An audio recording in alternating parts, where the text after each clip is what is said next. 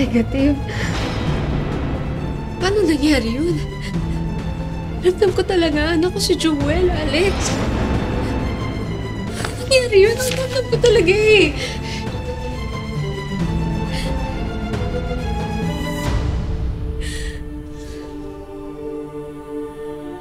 At, Amira, alam ko gusto mong maniwala na totoo yung sinasabi ni Chief Santi, pero siguro baka dapat tanggapin mo na lang na namatay na yung anak mo. Hindi ko matatanggap yun. Alam ko anak ko si Jewel. Yun ang rason kung bakit alam niya yung kantang kinakanta ko habang buntis ako. Alex, anak ko siya.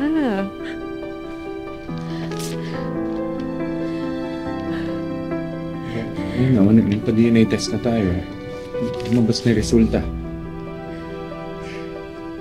Hindi ko matatanggap to, Alex.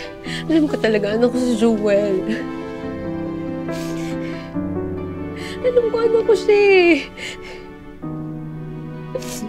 Pag tinanggap ko to, parang pinatay ko na lang ulit yung anak ko. Ano ko siya? Ano ko siya?